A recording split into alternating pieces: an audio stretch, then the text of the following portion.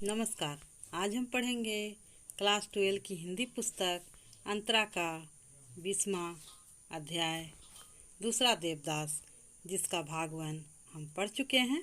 आज भाग 2 शुरू करते हैं। दूसरा देवदास। हर की पौड़ी पर सांझ कुछ अलग रंग में उतरती है। दिया बाती का समय या कह लो आरती की बेला।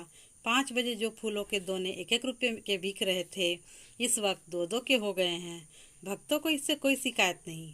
इतनी बड़ी बड़ी मनोकामना लेकर आए हुए हैं, 1-2 रुपये का मुंह थोड़े ही देखना है। गंगा सभा के स्वयंसेवक खाकी वर्दी में मुस्तैदी से घूम रहे हैं। वे सबको सीढ़ियों पर बैठने की प्रार्थना कर रहे हैं। शांत होकर बैठिए, आरती शुरू होने वाली है। कुछ भक्तों ने स्पेशल आरती बोल रखी है। स्पेशल आरती यानी 101 या 151 रुपये वाली। गंगा तट पर हर छोटे बड़े मंदिर पर लिखा है गंगा जी का प्राचीन मंदिर। पंडितगण आरती के इंतजाम में व्यस्त हैं।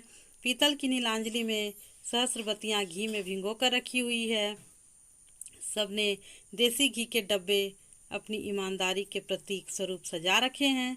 गंगा की मूर्ति के साथ साथ चामुंडा, बालकृष्ण, राधा कृष्ण, हनुमान, सीताराम की मूर्तियों की श्रृंगारपूर्ण स्थापना है। जो भी आपका आराध्य हो चुन लें। आरती से पहले स्नान। हर हर बहता गंगा जल, निर्मल, नीला, निष्पाप। औरतें डुबकी लगा रही हैं। बस उन्होंने तट पर लगे कुंडों से बंधी जंजीरें पकड़ रखी हैं। पास ही कोई न कोई पंडा जजमानों के कपड़ों लत्तों की सुरक्षा कर रहा है। हर एक के पास चंदन और सिंदूर की कटोरी है। मर्दों के माथे पर चंदन तिलक और औरतों के माथे पर सिंदूर का टीका लगा देते हैं पंडे। कहीं कोई दादी बाबा पहला पोता होने की खुशी में आरती करवा रहे हैं, कहीं कोई नई बहू आने की खुशी में। अभी पूरा अंधेरा नहीं घिरा है, गोधूली बेला है। एकाएक सहस्त्रदीप जल उठते हैं। पंडित अपने आसन से उठ खड़े होते हैं। हाथ में अंगोछा लपेट के पंचमंजली नीलांजलि पकड़ते हैं और शुरू हो जाती है आरती। पहले पुजारियों के भर्राए गले से समवेत स्वर उठता है, जय गंगे माता, जो कोई तुझको ध्याता, सारे सुख पाता, जय गंगे माता। घंटे घड़ियाल बजते हैं। मनौतियों के दिए लिए हुए फूलों की छोटी छोटी किस्तियाँ गंगा की लहरों पर इठलाती हुई आगे बढ़ती है। गोताखोर दोने पकड़ उनमें रखा चढ़ावे का पैसा उठाकर मुंह में दबा लेते हैं। एक औरत ने 21 दोने तैराए हैं। गंगा पुत्र जैसे ही एक दोने से पैसा उठाता है, औरत अगला दोना सरका देती है। गंगा पुत्र उस पर लपकता है कि पहले दोने की दीपक से उसके लंगोटे में आग की लपट लग जाती है। पास खड़े लोग हंसने लगते हैं, पर गंगा पुत्र हतप्रभ नहीं होता। वह झट गंगा जी में बैठ जाता है। गंगा मैया ही उसकी जीविका और जीवन है। इसके रहते हुए 20 चक्कर मुंह भर भर रेजगारी बटोरता है। उसकी बीवी और बहन पूसा घाट पर रेजगारी बेचकर नोट कमाती हैं। 1 रुपये के 85 पैसे, कभी कभी 80 भी देती है, जैसा दिन हो। पुजारियों का स्वर थकने लगता है तो लता मंगेशकर की सुरीली आवाज़ लाउड स्पीकरों के साथ सहयोग करने लगती है और आरती में एकाएक एक स्निग्ध सौंदर्य की रचना हो जाती है। ओम जय जगदीश हरे से हर की पौड़ी गुंजायमान हो जाती है। औरतें ज़्यादातर नहाकर वस्त्र नहीं बदलती, गीले कपड़ों में ही खड़ी खड़ी आरती में शामिल हो जाती है। पीतल की पंचमंजली नीलांजलि गर्म हो उठी है। पुजारी नीलांजलि को गंगा जल से स्पर्श कर हाथ में लिपटे अंगोछे को नामालूम ढंग से गीला कर लेते हैं। दूसरे यह दृश्य देखने पर मालूम होता है वे अपना संबोधन गंगा जी के गर्भ तक पहुंचा रहे हैं। पानी पर सहस्र बाती वाले दीपकों की प्रतिछवियां झिलमिला रही है। पूरे वातावरण में अगरू चंदन की दिव्य सुगंध है। आरती के बाद बारी है संकल्प और मंत्रोच्चार की। भक्त आरती लेते हैं, चढ़ावा चढ़ाते हैं। स्पेशल भक्तों से पुजारी ब्राह्मण भोज, दान, मिष्ठान की धनराशि कबुलवाते हैं। आरती के क्षण इतने भव्य और दिव्य रहे हैं कि भक्त हुज्जत नहीं करते, खुशी खुशी दक्षिणा देते हैं। पंडित जी प्रसन्न होकर भगवान के गले से माला उतार उतार कर यजमान के गले में डालते हैं, फिर जी खोल कर देते हैं प्रसाद।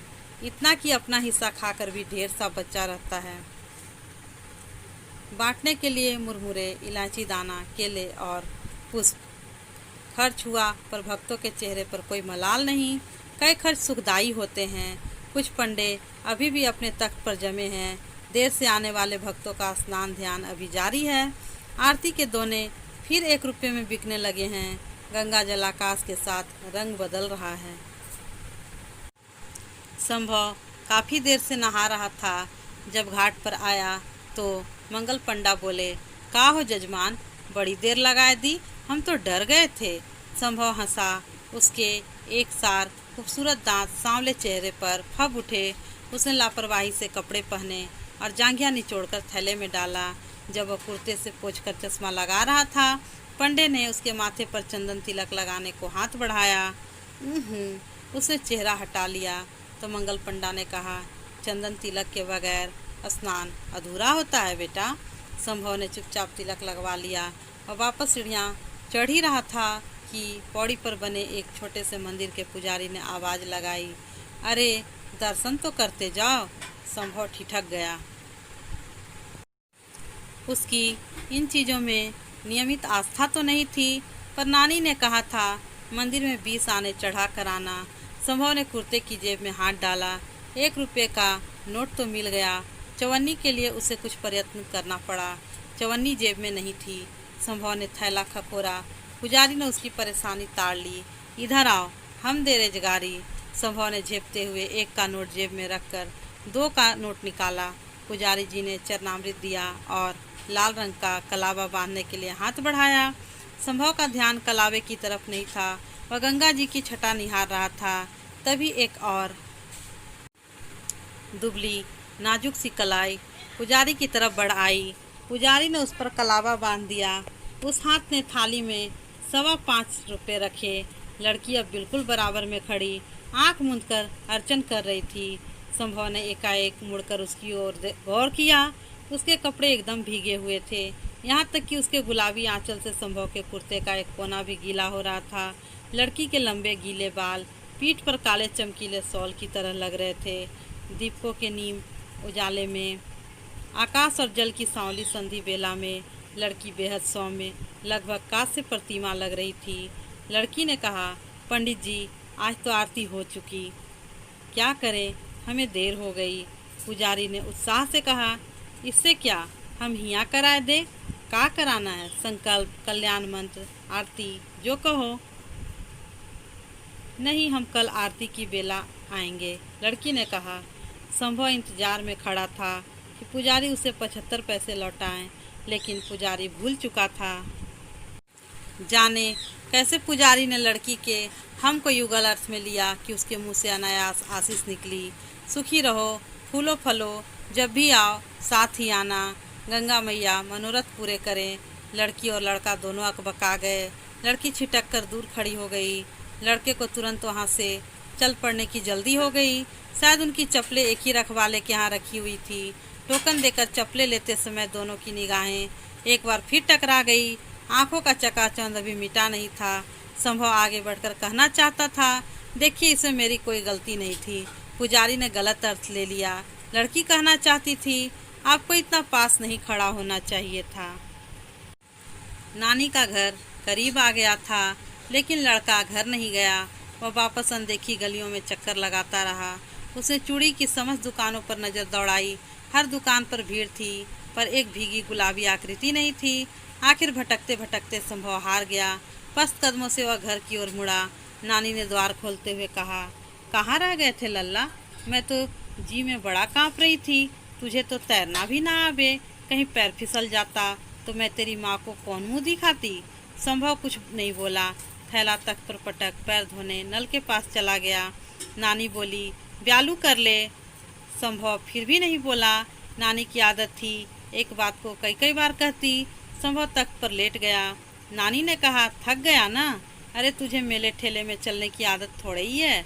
कल बैसाखी है, इसलिए भीड़ बहुत बढ़ गई है। अभी तो कल देखना, तिल धरने की जगह नहीं मिलेगी पौड़ी पर। चल उठ, खावे को खा ले, मुझे भूख नहीं है, संभव ने कहा और करवट बदल ली। अरे क्या हो गया? स्नान के बाद भी भूख ना चमकी? तभी न इतनी सीख सलाई दे ही है। मैंने सविता से पहले ही कही थी, इसे अकेला ना भेज, यहाँ जी ना लगे इसका। नानी पास खड़े खटोले पर लेटी हो गई। उम्र के साथ साथ नानी की काया इतनी संक्षिप्त हो गई थी कि वे फैल पसर कर सोती तो भी उनके लिए खटोला पर्याप्त था। उन्हें सिकुड़ कर गठरी बनकर सोने की आदत थी। गंगा को छूकर आती हवा से आंगन काफ़ी शीतल था। ऊपर से नानी ने रोज की तरह शाम को चौक धो डाला था। नींद और स्वप्न के बीच संभव की आंखों में घाट की पूरी बात उतर आई।